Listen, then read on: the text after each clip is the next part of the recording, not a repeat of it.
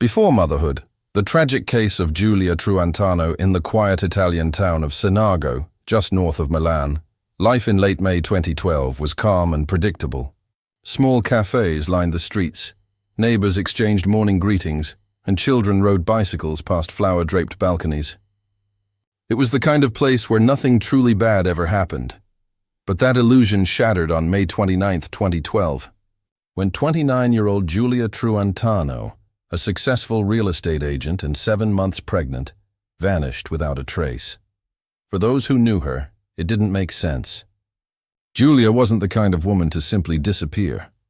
She was organized, reliable, family-oriented, the kind of daughter who called her mother every evening. That night, her phone went silent. Her car sat untouched outside her apartment, and by morning, the fear had settled in. At first, her boyfriend, Alejandro Impatiello, said she'd gone to stay with her mother after an argument. He looked worried, even heartbroken.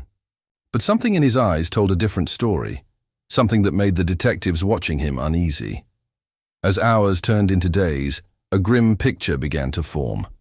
Giulia's last text messages spoke of fear, of control, of love turning into something dark. What started as a missing persons report would soon uncover one of Italy's most haunting crimes. A story of love, obsession, and the lengths one man went to hide a terrible truth. Because in Senago, beneath the quiet charm of cobbled streets and church bells, something unspeakable had happened. And when the truth finally came out, it would break hearts across the nation. Senago, Italy. A small, peaceful town just outside Milan, a place of routine and familiarity. In 2012, it was a community where everyone seemed to know one another, where gossip traveled faster than the local train, and where tragedy felt like something that only happened on television. Giulia lived in a modest apartment on the edge of town, not far from the cafes where she often met clients and friends. She was one of those people who made an impression, confident, ambitious, always on the move. Her career in real estate had begun to take off. She had dreams of opening her own agency one day, of raising her soon-to-be-born child in a life filled with stability and joy.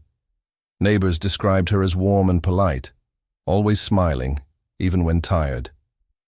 But in the weeks leading up to her disappearance, that smile had started to fade. Those who knew her best noticed subtle changes, shorter phone calls, quiet moods, eyes that no longer shone with the same light. Something was wrong, though no one could say exactly what. Behind closed doors, tension was growing between Giulia and her boyfriend, Alejandro, a local bartender she'd met in Milan 2 years earlier. He was charming, funny, and attentive. But slowly, charm turned to control. What began as concern for her became jealousy, then possessiveness. Friends saw the warning signs. Giulia, ever hopeful, brushed them aside. And so, in a town where nothing bad ever seemed to happen, something terrible was already brewing. On the evening of May 28, 2012, Giulia returned home after a long day of work. She texted her mother just before 8 p.m., saying she was tired but fine. It would be the last message she ever sent. Neighbors later reported hearing muffled voices from her apartment, a man and woman arguing. It wasn't the first time. But that night the tone was sharper, angrier, and then silence. By the next morning, her phone was off. Her car hadn't moved. Her mother, growing worried, called repeatedly. No answer. She called Alejandro, who claimed Giulia had stormed out after a fight, that she needed space. Something about his tone unsettled her. Giulia was 7 months pregnant. She wouldn't vanish overnight without telling anyone. Hours turned into panic. The family filed a missing persons report that same day. Police began searching the town, interviewing neighbors, retracing Giulia's steps. Alejandro told detectives he'd gone for a late-night drive after their argument, that he didn't know where she went. He appeared distraught, even tearful. But detectives noticed his nervous tics, avoiding eye contact, fidgeting, over-explaining small details. When asked if they'd fought often, he laughed nervously. "Everyone argues," he said. But I loved her. Police searched Giulia's apartment and found no signs of forced entry. Her purse, wallet, and ID were still there. Her phone had been powered off around 9:45 p.m., within an hour of the argument. Outside, rain began to fall across Senago. Streets shimmered beneath the streetlights as officers combed the surrounding fields. For 2 long days, the search continued. Volunteers, drones, dogs, everyone hoping for a miracle. Then, on the morning of May 30th, a jogger noticed smoke rising from a wooded area near town. At first he thought someone was burning trash, but as he drew closer, his stomach turned. He saw something in the ashes that should never be there, a human form. When the first officers arrived, the air was heavy with the smell of gasoline and smoke. The body was found partially buried beneath scorched debris, burned beyond recognition. The crime scene was eerily quiet, broken only by the clicking of camera shutters and the whisper of wind through the trees. It took hours for investigators to gather what little evidence remained. Charred clothing, a melted phone battery, fragments of jewelry.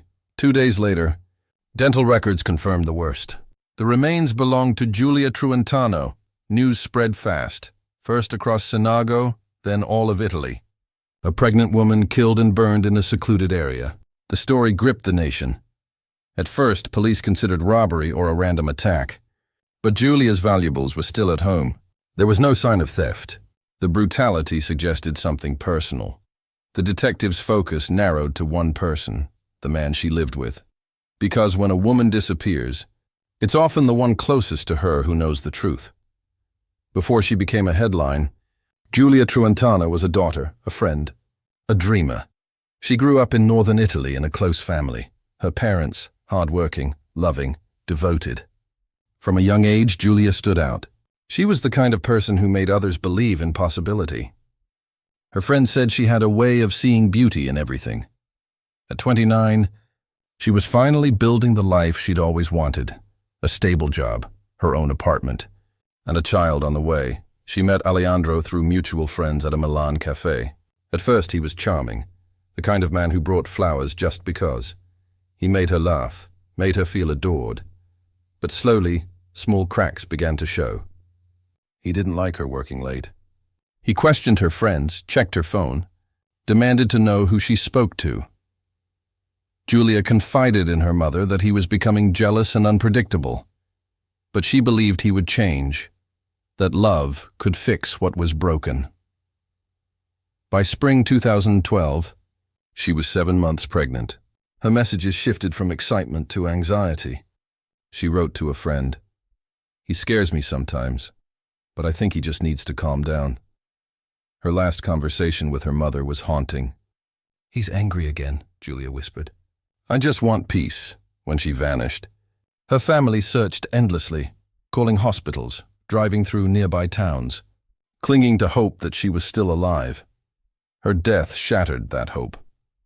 The second victim, her unborn child, would never see daylight. The child whose room she had already begun painting, whose clothes she had neatly folded in drawers. Their funeral drew hundreds. People who had never met her brought white roses. Candles lined the church steps. The grief felt personal, because Giulia could have been anyone. A neighbor, a sister, a friend. And as the community mourned, police quietly prepared to confront the man they believed was responsible. Alejandro Impazziello was 31 years old, handsome, charming, the kind of man who easily gained people's trust. He worked as a bartender at a popular Milan cafe. Friends described him as confident, always the center of attention. But behind the laughter was volatility, a man who needed control, like oxygen.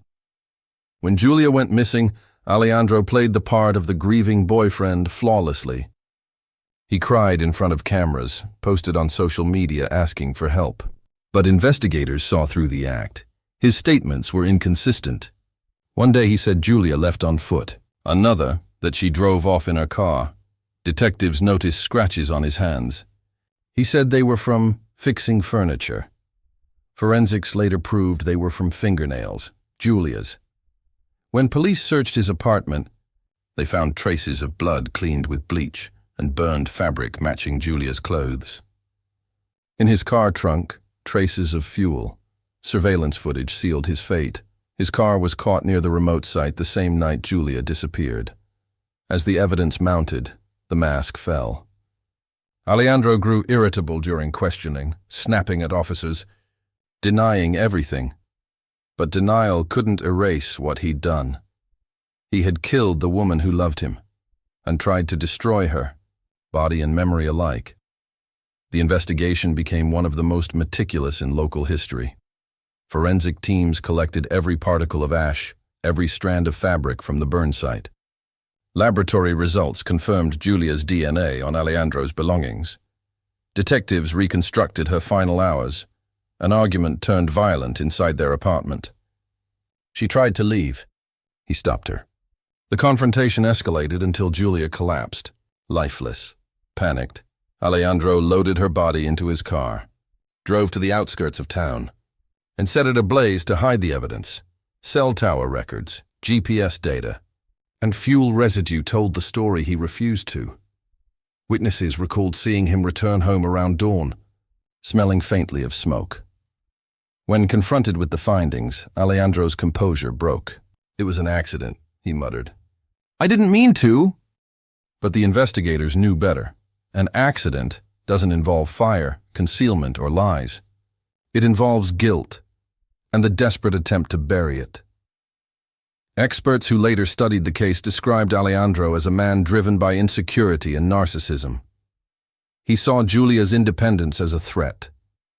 Her pregnancy, instead of joy, became a symbol of responsibility he couldn't control. Psychologists suggested that for men like him, love is possession. When control slips away, violence takes its place. Co-workers recalled Alejandro complaining about losing freedom. Friends said he was obsessed with appearances. How others saw him mattered more than how he behaved. When Julia confronted him about his temper, it challenged his ego. To him, it wasn't a conversation. It was humiliation. And humiliation to a fragile ego is fatal. In the end, Julia's death wasn't just about anger. It was about dominance, a man who couldn't stand to be exposed for what he truly was. Small, insecure, and afraid. When he killed her, he wasn't silencing Julia. He was silencing the truth about himself. After weeks of interrogation, police presented the final proof: GPS data, blood evidence, and witness accounts. Cornered, Alejandro confessed. He claimed the killing was an accident, that they argued, she fell, he panicked. But the forensic evidence told another story. He had beaten her, burned her, and tried to erase her existence. In 2013, his trial began. Prosecutors painted a chilling picture. A man consumed by control and ego, incapable of love, remorse, or empathy. Julia's mother attended every hearing, clutching her daughter's photo. When the guilty verdict was read, she wept, not out of relief but exhaustion. The court sentenced Alejandro Impatiello to life imprisonment. As he was led away, he didn't look back. Justice had spoken. But justice in this case felt hollow, because no sentence could bring back the mother and child who'd been taken so violently. Giulia Truantano's story is one that Italy will never forget. Not because of how she died, but because of how she lived. She was intelligent, full of light and ready to become a mother. Her life was stolen by someone who couldn't bear to lose control. Her tragedy serves as a warning that emotional manipulation can be as dangerous as physical abuse, and that silence often hides the deepest wounds. In her memory, her family continues to speak out for victims of domestic violence. They remind others to listen for the quiet cries, the ones behind closed doors. And perhaps somewhere, Giulia's spirit finally rests in peace, free from the fear that once bound her, because in the end, love should never hurt. If this story moved you, please share it. Awareness saves lives. And remember the name Giulia Truantano, a woman whose light was taken too soon, but whose story may still protect others from the darkness she faced.